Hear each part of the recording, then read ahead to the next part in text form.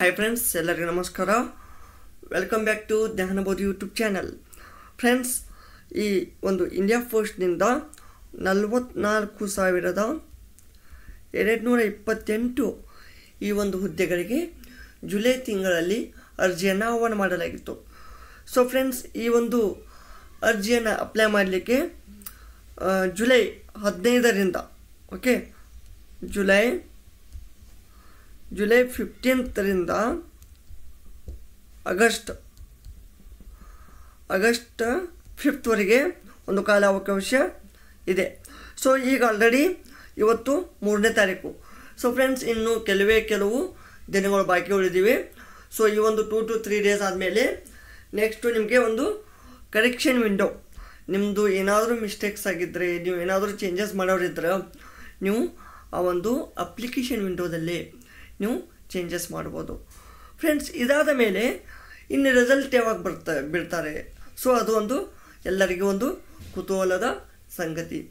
Friends, ಇಲ್ಲಿ ಬನ್ನಿ, ನಾವು ಈ ಒಂದು ವಿಡಿಯೋದಲ್ಲಿ ಪ್ರತಿಯೊಂದು ಲಿಸ್ಟ್ದ ಒಂದು ಯಾವ ತಿಂಗಳಲ್ಲಿ ನಿಮ್ಮ ರಿಸಲ್ಟ್ ಬರ್ಬೋದು, ಲಿಸ್ಟನ್ನು ಬಿಡ್ಬೋದು, ಈ ಒಂದು ಎಲ್ಲ ಪ್ರಶ್ನೆಗಳಿಗೆ ಇಲ್ಲಿದೆ ಉತ್ತರ. ಫ್ರೆಂಡ್ಸ್, ಈ ಒಂದು GDS online engagement schedule for the 2024 July ಈ ಒಂದು ರಿಕ್ರೂಟ್ಮೆಂಟ್ಗೆ ಇದು ಲಾಸ್ಟ್ ಎಂಡ್ ಎಷ್ಟು 5th ಆಗಸ್ಟ್. ಓಕೆನಾ. ನೆಕ್ಸ್ಟ್ 2 to 3 ಡೇಸ್ ಆದಮೇಲೆ ನಿಮಗೆ ಕೆಲವೊಂದು ದಿವಸ ಒಂದು 2 to 3 ಡೇಸ್ ಏನು ಮಾಡ್ತಾರೆ, ಅದೇ ಕರೆಕ್ಷನ್ ಮಾಡಲಿಕ್ಕೆ ಕೊಡ್ತಾರೆ. ಸೊ ಈಗ ಇದೆಲ್ಲ ಆದಮೇಲೆ ನಿಮ್ಮದು ಲಿಸ್ಟ್ ಯಾವ ಮಂತಲ್ಲಿ ಬರ್ಬೋದು, ರಿಸಲ್ಟ್ ಯಾವ ಮಂತಲ್ಲಿ ಬರ್ಬೋದು. ಫ್ರೆಂಡ್ಸ್, ಆ್ಯಸ್ ಪರ್ 2023 ಅದು ಕೂಡ ಜುಲೈ ಮಂತಲ್ಲಿ ಒಂದು ಅಧಿಸೂಚನೆಯನ್ನು ಪ್ರಕಟಿಸಲಾಗಿತ್ತು. ಅದೇ ರೀತಿ ಆ ಒಂದು 2023 ಲಿಸ್ಟ್ ಯಾವ ರೀತಿ ಪಬ್ಲಿಷ್ ಮಾಡಲಾಗಿತ್ತು, ಯಾವ ದಿನಾಂಕದಂದು ಪಬ್ಲಿಷ್ ಮಾಡಲಾಗಿತ್ತು ಅಂತ ಇಲ್ಲಿ ತಿಳಿಸ್ಕೊಡ್ತೀನಿ ಬನ್ನಿ. Friends, let's go to main point. Friends, ನೀವು ಇಲ್ಲಿ ನೋಡ್ಬೋದು, ಆ್ಯಸ್ ಪರ್ ದ 2023 ಈ ಒಂದು ರಿಕ್ರೂಟ್ಮೆಂಟ್ ಅನುಗುಣವಾಗಿ ನಾವಿಲ್ಲಿ ಈ ಒಂದು ಮೆರಿಟ್ ಲಿಸ್ಟ್ ಡೇಟನ್ನು ಇಲ್ಲಿ ನಾವು ಏನಪ್ಪ ಎಕ್ಸ್ಪೆಕ್ಟ್ ಮಾಡ್ಬೋದು. ಏಕೆಂದರೆ ಈ ಒಂದು 2023 ಈ ಒಂದು ರಿಕ್ರೂಟ್ಮೆಂಟ್ ಕೂಡ ಜುಲೈ ತಿಂಗಳಲ್ಲಿ ಅಧಿಸೂಚಿಸಲಾಗಿತ್ತು. ಸೊ ಆಲ್ರೆಡಿ ಒಂದು ಜುಲೈ ಟು ಒಂದು ಆಗಸ್ಟ್ವರೆಗೆ ಇತ್ತು. ಸೊ ಇದಾದ ಮೇಲೆ ಆಲ್ಮೋಸ್ಟ್ ಆಲ್ ಒಂದು ಮಂತ್ ಆದಮೇಲೆ, ಮಿನಿಮಮ್ 1 ಮಂತ್ ಆದಮೇಲೆ ಮೊದಲ ಮೆರಿಟ್ ಲಿಸ್ಟನ್ನು ಡೇಟನ್ನು 6th ಸೆಪ್ಟೆಂಬರ್, ಓಕೆನಾ, ನಿಮಗೆ 6th ಸೆಪ್ಟೆಂಬರ್ 2023 ಅಂದು ಪಬ್ಲಿಷ್ ಮಾಡಲಾಗಿತ್ತು. ಸೊ ಇದು 6th ಅಲ್ಲ, 16th, ಓಕೆನಾ. ಈ ಒಂದು 16th ಸೆಪ್ಟೆಂಬರ್ದಂದು ಈ ಒಂದು ಲಿಸ್ಟನ್ನು ಪಬ್ಲಿಷ್ ಮಾಡಲಾಗಿತ್ತು. ಇದರ ಒಂದು ನಿಮಗೆ ಡಿಟೇಲ್ ಆಫಿಷಿಯಲ್ ರಿಸಲ್ಟ್ ಡೇಟನ್ನು ನಿಮ್ಗೆ ತೋರಿಸ್ತೀನಿ ನೋಡಿ. ಫ್ರೆಂಡ್ಸ್, ನೀವಿಲ್ಲಿ ನೋಡ್ಬೋದು, ಈ Karnataka DV list first list Gramin Dak Sevak online engagement schedule 2nd July 2023 Karnataka circle list 1, ಓಕೆನಾ. ಈ ಲಿಸ್ಟ್ 1ಅನ್ನು the short listed candidates should be get their documents verified through the divisional head mentioned against their names on or before 16/9/2023, ಓಕೆನಾ. So ಈ ಒಂದು ಲಿಸ್ಟನ್ನು ಅಂದರೆ before, ಓಕೆನಾ. So 16/9 ಈ ಒಂದು ದಿನಾಂಕಕ್ಕಿಂತ ಮುಂಚೆ ಇದನ್ನು ನೀವೇನಪ್ಪ ನಿಮ್ಮ ಡಾಕ್ಯುಮೆಂಟ್ ವೆರಿಫಿಕೇಷನನ್ನು ಕಂಪ್ಲೀಟ್ ಮಾಡ್ಕೊಳ್ಳಿ ಅಂತ ಈ ಒಂದು ಲಿಸ್ಟ್ ಹೇಳಿದರು, ಓಕೆನಾ. ಈಗ ಇಲ್ಲಿ ನೋಡಿ, 6 ಸೆಪ್ಟೆಂಬರೇ ಇದೆ, ಓಕೆನಾ. 6th ಸೆಪ್ಟೆಂಬರ್ 2023 ಇದು ಲಿಸ್ಟನ್ನು ಬಿಡುಗಡೆ ಮಾಡಿರುವ ದಿನಾಂಕ. ಅರ್ಥ ಆಯ್ತಾ? ಲಿಸ್ಟನ್ನು ಒಂದು ಬಿಡುಗಡೆ ಮಾಡಿರುವಂಥ ದಿನಾಂಕ ಆಯಿತು. 6th 6ಗೆ ಬಿಟ್ಟಿದ್ದಾರೆ. ಒಂದು 10 ಡೇಸ್ ಟೈಮಿಂಗ್ ಕೊಟ್ಟಿರ್ತಾರೆ ನಿಮಗೆ. ಓಕೆನಾ? ಈ ಒಂದು 10 ಡೇಸ್ ಟೈಮಿಂಗ್ ಒಳಗೆ ನೀವು ಜಾಯ್ನಿಂಗ್ ಆಗಬೇಕು. ಅಂದರೆ ನಿಮ್ಮ ಒಂದು ಡಾಕ್ಯುಮೆಂಟ್ ವೆರಿಫಿಕೇಷನ್, ಈ ಒಂದು ಮೂಲ ದಾಖಲಾತಿ ಪರಿಶೀಲನೆಗಳನ್ನು ನೀವು ಮಾಡಿಕೊಂಡು ನೀವು ನಿಮ್ಮ ಒಂದು ಆಫರ್ ಲೆಟರನ್ನು ತೊಗೊಂಡು ಜಾಯ್ನಿಂಗ್ಗೆ ನೀವು ಹೋಗಬೇಕು. ಯಾಕೆಂದರೆ ನೆಕ್ಸ್ಟು ಮತ್ತು ಅವರು 2ನೇ ಲಿಸ್ಟಿಗೆ ಒಂದು ಸಿದ್ಧತೆಯನ್ನು ನಡೆಸಿರ್ತಾರೆ. ಸೊ ಈ ಒಂದು ಬೇಸಿಸ್ ಮೇಲೆ ಈ ಒಂದು ಪೀರಿಯಡಲ್ಲಿ ಎಷ್ಟು ಸ್ಟೂಡೆಂಟ್ಗಳು ಅಬ್ಸೆಂಟ್ ಆಗ್ತಾರೆ, ಯಾರು ಪ್ರೆಸೆಂಟ್ ಆಗಲ್ಲ, ಯಾರು ಜಾಯ್ನಿಂಗ್ ಆಗಲ್ಲ, ಆ ಒಂದು ಬೇಸಿಸ್ ಮೇಲೆ ಸೆಕೆಂಡ್ ಲಿಸ್ಟನ್ನು ಪಬ್ಲಿಷ್ ಮಾಡ್ತಾರೆ. ಇಲ್ಲಿ ನೋಡಿ ಸೆಕೆಂಡ್ ಲಿಸ್ಟು ಫ್ರೆಂಡ್ಸ್, ಇದು 6 ಸೆಪ್ಟೆಂಬರ್ ಕರೆಕ್ಟು. 6 ಸೆಪ್ಟೆಂಬರ್ದಂದು ಪಬ್ಲಿಷ್ ಮಾಡಲಾಗಿದೆ. ಬಟ್ 16th ಸೆಪ್ಟೆಂಬರ್ದಂದು ಏನು ಅಪ್ ಟು 16th ಸೆಪ್ಟೆಂಬರ್ 6ರಿಂದ 16ರವರೆಗೆ DV ಪ್ರೊಸೆಸ್ ಇತ್ತು, ಈ ಒಂದು ಡಾಕ್ಯುಮೆಂಟ್ ವೆರಿಫಿಕೇಷನ್. ನೆಕ್ಸ್ಟ್ ಇದಾದ ಮೇಲೆ merit list for the second merit list ಯಾವಾಗ ಬಿಟ್ಟಿದ್ರು? 29th September 2023. ಸೊ ಈ ಒಂದು ಲಿಸ್ಟ್ ಕೂಡ ನೋಡೋಣ ಬನ್ನಿ. ಅಂದರೆ ಆಲ್ಮೋಸ್ಟ್ ಆಲ್ ಎಷ್ಟು ದಿವಸಗಳ ನಂತರ ಬಿಟ್ಟರು? 6 to 29 ಅಂದರೆ ಎಷ್ಟಪ್ಪ? ಎಷ್ಟಾಯಿತು? 23 ಡೇಸ್, ಒಂದು 23 ದಿವಸಗಳ ನಡುವೆ, ಅಂದರೆ 23 ದಿವಸಗಳ ನಂತರ ನಿಮ್ಮ ಒಂದು 2ನೇ ಲಿಸ್ಟನ್ನು ಪಬ್ಲಿಷ್ ಮಾಡಲಾಗಿದೆ.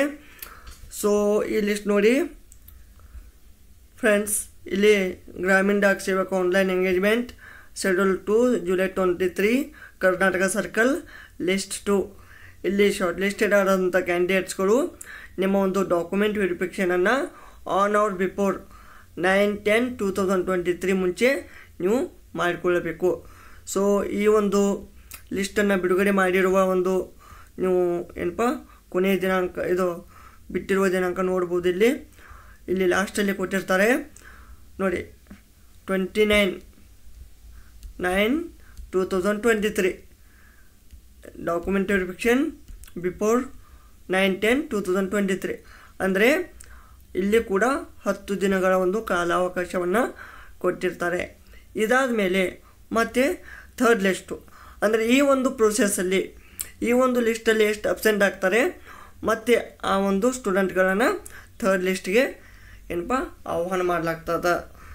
ಸೊ ಇಲ್ಲಿ ಎಷ್ಟು ಸ್ಟೂಡೆಂಟ್ಗಳು ಅಂದರೆ ಪ್ರತಿಯೊಂದು ಸ್ಟೇಜಲ್ಲಿ, ಪ್ರತಿಯೊಂದು ಲಿಸ್ಟಲ್ಲಿ ಎಷ್ಟು ಸ್ಟೂಡೆಂಟ್ಗಳು ಅಬ್ಸೆಂಟ್ ಆಗಿದ್ದಾರೆ, ಎಷ್ಟು ಸ್ಟೂಡೆಂಟ್ಗಳು ಹೊಸದಾಗಿ ಜಾಯ್ನ್ ಆಗ್ತಾರೆ ಅಂತ ನಾನು ಆಮೇಲೆ ಲಾಸ್ಟ್ಗೆ ಹೇಳ್ತೀನಿ. ಸೊ ಅದಕ್ಕೆ ಕೊನೆಯ ತನಕ ದಯವಿಟ್ಟು ನೋಡಿ. ಇಲ್ಲಿ ನೆಕ್ಸ್ಟ್ ನೋಡಿ, ನಿಮ್ಮ ಒಂದು ಥರ್ಡ್ ಲಿಸ್ಟನ್ನು 20th ಅಕ್ಟೋಬರ್ 2023 ಅಂದರೆ ಆಲ್ಮೋಸ್ಟ್ ಆಲ್ ಅಂದರೆ ಒಂದು 21 ದಿವಸಗಳ ನಂತರ, ಅಂದರೆ ಮ್ಯಾಕ್ಸಿಮಮ್ ಹೇಳ್ತೀನಿ 20 to 25 ಡೇಸ್ನಾಗ ನಿಮ್ಮ ಒಂದು ಪ್ರತಿ ಲಿಸ್ಟನ್ನು ಏನಪ್ಪ ಅನೌನ್ಸ್ ಮಾಡ್ತಾರೆ. ಸೊ ಇಲ್ಲಿ 20th ಅಕ್ಟೋಬರ್ಗೆ ಲಿಸ್ಟನ್ನು ಬಿಡುಗಡೆ ಮಾಡಲಾಗ್ತದೆ. ಅಪ್ ಟು 30th ಅಕ್ಟೋಬರ್ ಮತ್ತೆ ಒಂದು 10 ದಿವಸಗಳ ಕಾಲಾವಕಾಶವನ್ನು ಕೊಡಲಾಗ್ತದೆ. ಇದಾದ ಮೇಲೆ ನೆಕ್ಸ್ಟ್ 4th ಲಿಸ್ಟನ್ನು ಬಿಡುಗಡೆ ಮಾಡ್ತಾರೆ. ಅದು ಏನು 30th ಬಟ್ ಒಂದು ಲಾಸ್ಟ್ ಇದೆ, ಬಟ್ 15 ದಿವಸಗಳ ನಂತರ ಇಲ್ಲಿ. ಓಕೆನಾ? ಸೊ ಇಲ್ಲಿ ನೆಕ್ಸ್ಟ್ ಏನು ಮಾಡ್ತಾರೆ, ಈ ಒಂದು 4th ಲಿಸ್ಟನ್ನು ಬಿಡುಗಡೆ ಮಾಡ್ತಾರೆ. ಅದೇ ರೀತಿ ಮತ್ತೆ ಒಂದು 10 ಡೇಸು ಕಾಲಾವಕಾಶ for the document verification 25th November ಮಟ್ಟ ನಡೆಯುತ್ತೆ ಇದು. ಓಕೆನಾ? ನೆಕ್ಸ್ಟ್ ಇದಾದ ಮೇಲೆ ಕೆಲವೊಂದು ಮತ್ತೆ ಒಂದು 15 ಡೇಸ್ ಆದಮೇಲೆ 8th ಡಿಸೆಂಬರ್ 2023 ಅಂದು ಇದು 5th ಮೆರಿಟ್ ಲಿಸ್ಟು. ಅದೇ ರೀತಿ 6th merit list date last 31st December. 31st December ಆದಮೇಲೆ ಯಾವ ಒಂದು ಲಿಸ್ಟನ್ನು ಕೂಡ ಬಿಟ್ಟಿಲ್ಲ. ಅಂದರೆ ಲಾಸ್ಟ್ ಟೋಟಲ್ 6 ಲಿಸ್ಟನ್ನು ಪಬ್ಲಿಷ್ ಮಾಡಲಾಗಿದೆ. ಅಂದರೆ ಅವ್ರದ್ದೊಂದು ಡೇಟ್ ಇರುತ್ತೆ ಫ್ರೆಂಡ್ಸ್. ಓಕೆನಾ? ಈಗ ನೀವು ಇಲ್ಲಿ ತೋರಿಸ್ತೀನಿ ಬನ್ನಿ. ನೀವಿಲ್ಲಿ ನೋಡ್ಬೋದು the process of engagement, okay, the process of engagement would be closed and no further list of shortlisted candidates will be issued after 31/12/2024. ಅದೇ ರೀತಿ ಈಗ ನಿಮ್ಗೆ ಆಲ್ರೆಡಿ ಹೇಳಿದ್ದೀನಿ 2023 ಹೇಳಿದ್ದೀನಿ. ಆ ಒಂದು ನೋಟಿಫಿಕೇಷನನ್ನು ನೀವು ತೆಗೆದು ನೋಡಿದಾಗ ಅಲ್ಲಿ ಕೂಡ ಇದೇ ರೀತಿ ಇದೆ 31/12/2023. ಈ ಒಂದು ಡೇಟ್ ಆದಮೇಲೆ ನಿಮಗೆ ಯಾವುದೇ ಲಿಸ್ಟನ್ನು ಪಬ್ಲಿಷ್ ಮಾಡೋದಿಲ್ಲ. ಆ ಒಂದು ಡೇಟ್ವರೆಗೂ ಎಷ್ಟು ಸಾಧ್ಯಲ್ಲ ಅಷ್ಟು ಸ್ಟೂಡೆಂಟ್ಗಳನ್ನು ಬೇರೆ ಬೇರೆ ಬೇರೆ ಲಿಸ್ಟ್ ಮುಖಾಂತರ ಜಾಯಿನ್ ಮಾಡ್ಕೊಳ್ತಾರೆ. ನೆಕ್ಸ್ಟ್ ಇದಾದಮೇಲೆ ಈ ಒಂದು ಡೇಟ್ ಮೀರಿದ ಮೇಲೆ ಆ ಒಂದು ಉಳಿದ ಒಂದು ಬ್ಯಾಕ್ಲಾಗ್ ವೇಕೆನ್ಸೀಸ್ಗಳನ್ನು ಏನು ಮಾಡ್ತಾರೆ, ಒಂದು ಮುಂದಿನ ಒಂದು ರಿಕ್ರೂಟ್ಮೆಂಟ್ನಲ್ಲಿ ಆ್ಯಡ್ ಮಾಡಲಾಗ್ತದೆ. ಅರ್ಥ ಆಯ್ತಾ? ಸೊ ಮ್ಯಾಕ್ಸಿಮಮ್ 6th ಲಿಸ್ಟ್ ಬಿಡ್ತಾರೆ ಟೋಟಲ್ಲು, ಓಕೆನಾ? ಸೊ ಅಂದರೆ ಈಗ ಆಲ್ರೆಡಿ ಎಷ್ಟಪ್ಪ, ಈಗ ಜುಲೈಯಿಂದ ರಿಕ್ರೂಟ್ಮೆಂಟ್ ಸ್ಟಾರ್ಟ್ ಆಗಿದೆ. ಈಗ ಜುಲೈ ಅಂದರೆ ಆಲ್ಮೋಸ್ಟ್ ಆಲ್ ಇದೊಂದು 6 months ಪ್ರೊಸೆಸ್ ಇದೆ. ಬಟ್ 6 months ಪ್ರೊಸೆಸ್ ಅಂದ್ರೂ ಇದು ಏನೋ ಒಂದು ಲಾಂಗ್ ಪೀರಿಯಡ್ ಅಲ್ಲ. ಜುಲೈಯಿಂದ ನಿಮಗೆ ಆಗಸ್ಟ್ 5th ಏನಪ್ಪ ಈ ಒಂದು ನಿಮ್ಮ ಅಪ್ಲಿಕೇಶನ್ ಹಾಕಲಿಕ್ಕೆ 1 month ಹೋಗುತ್ತೆ, ಓಕೆನಾ? ನೆಕ್ಸ್ಟ್ ಕರೆಕ್ಷನ್ ಅಪ್ ಟು ಒಂದು ಆಗಸ್ಟ್ 10 ಮಟ್ಟ ಹೋಗುತ್ತೆ. ನೆಕ್ಸ್ಟು ಅದಾದಮೇಲೆ ಒಂದು ರೌಂಡ್ ಫಸ್ಟ್ ಲಿಸ್ಟ್ ಬಿಡಲಿಕ್ಕೆ 1 month, ಓಕೆನಾ? First list 1 month. ಆಮೇಲೆ ಸೆಕೆಂಡ್ ಮಂತಿಗೆ ಇದನ್ನು ಸೆಪ್ಟೆಂಬರಲ್ಲಿ ಬಿಡ್ತಾರೆ. ಸೆಕೆಂಡ್ ಲಿಸ್ಟ್ ಕೂಡ ಸೆಪ್ಟೆಂಬರಲ್ಲಿ ಬಿಡ್ತಾರೆ, ಸೆಪ್ಟೆಂಬರ್ ಎಂಡಿಗೆ. Third list October 1st week. ಆಮೇಲೆ 4th list October last week. 5th list November 1st week, first or in middle week, ಓಕೆನಾ? ನೆಕ್ಸ್ಟ್ 6th ಇದು ಡಿಸೆಂಬರಲ್ಲಿ ಬಿಡ್ತಾರೆ, ಓಕೆನಾ? ಹೀಗೆ ಈ ಒಂದು ಪ್ರತಿಯೊಂದು 20 ದಿನ ಅಂತರದಲ್ಲಿ ಏನಪ್ಪ ನಿಮ್ಮ ಒಂದು 15ರಿಂದ 20 ಅಥವಾ 20ರಿಂದ 25 ಮ್ಯಾಕ್ಸಿಮಮ್ 25 days ಒಂದು ಪ್ರತಿಯೊಂದು ಲಿಸ್ಟ್ಗಳ ನಡುವೆ ಇರುವ ಒಂದು ಅಂತರ, ಓಕೆನಾ? ಸೊ ಇನ್ನು ಪ್ರತಿಯೊಂದು ಹಂತದಲ್ಲಿ ಈ 1ನೇ ಲಿಸ್ಟಲ್ಲೇ ನಮಗೆ ವೇಕೆನ್ಸಿ ಖಾಲಿ ಇರುವಂಥ ಈ ಎಷ್ಟು ಟೋಟಲ್ ಒಂದು 1500-1700 ವೇಕೆನ್ಸಿ ಇದಾವೆ ಅಂತ ತಿಳ್ಕೊಳ್ಳಿ. ಸೊ ಫಸ್ಟ್ ಲಿಸ್ಟಲ್ಲಿ ಇಷ್ಟು ಜನಕ್ಕೆ ಕರೆದಿರ್ತಾರೆ DV. ನೆಕ್ಸ್ಟು ಸೆಕೆಂಡ್ ಲಿಸ್ಟಲ್ಲಿ ಎಷ್ಟು ಜನ ಕರೀತಾರೆ, ಥರ್ಡ್ ಲಿಸ್ಟಲ್ಲಿ ಎಷ್ಟು ಜನ ಕರೀತಾರೆ, 4th, 5th, 6th. ಸೊ ಆ ಒಂದು ಅಂಶವನ್ನು ಇಲ್ಲಿ ತಿಳಿದುಕೊಳ್ಳೋಣ. ಇಲ್ಲಿ ನಿಮಗೋಸ್ಕರ ನಾನು ಈ ಒಂದು short listed candidates region wise, ಓಕೆನಾ? ಇದು 2023 ಓಕೆನಾ?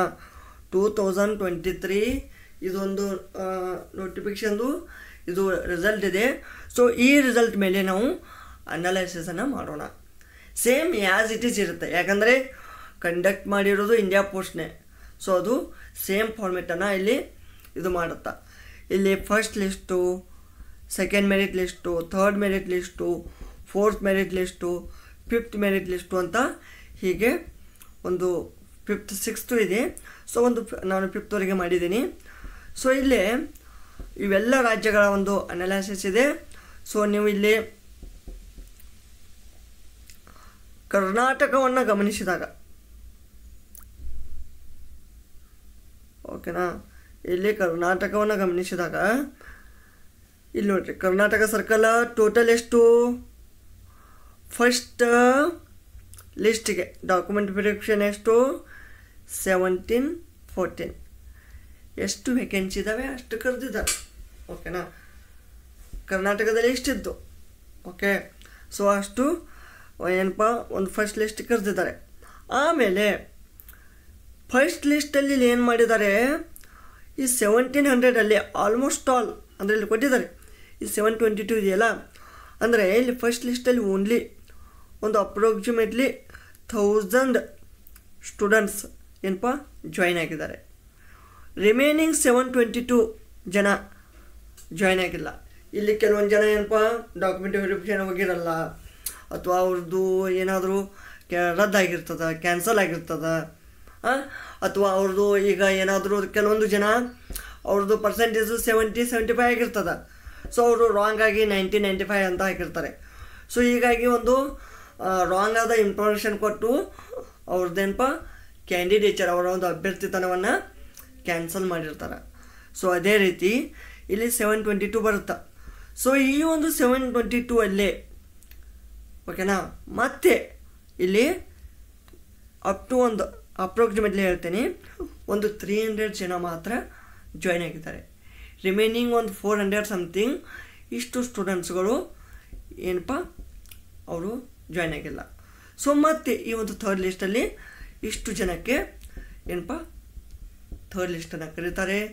ನೆಕ್ಸ್ಟ್ ಇದರಲ್ಲಿ ಮತ್ತೆ ಒಂದು 50% ಒಂದು ಎಷ್ಟು 200 ಓಕೆನಾ, ಒಂದು 200 ಜನ ಜಾಯ್ನ್ ಆಗ್ತಾರೆ.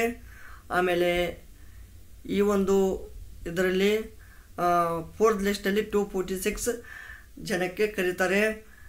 ಆಮೇಲೆ 246ದಲ್ಲಿ ಒಂದು ಆಲ್ಮೋಸ್ಟ್ ಆಲ್ ಒಂದು 70 ಸ್ಟೂಡೆಂಟ್ಸ್ ಮಾತ್ರ ಜಾಯ್ನ್ ಆಗ್ತಾರೆ. ಆಮೇಲೆ ಕೊನೆಯದಾಗಿ ಮತ್ತೆ 175 ಇದು 5th. ಹಾಗೆ 6th ಕೂಡ ಇದೆ. ಅಲ್ಲಿ 6th ಕೂಡ ಅಲ್ಲಿ ಒಂದು ಕೆಲವೊಂದು ಏನಪ್ಪ ಸ್ಟೂಡೆಂಟ್ಸ್ಗಳನ್ನು ಕರೆದಿದ್ದಾರೆ. ಎಷ್ಟು 100 ಅಂದರೆ 100, 50 ಅಂದರೆ 50 ಓಕೆನಾ.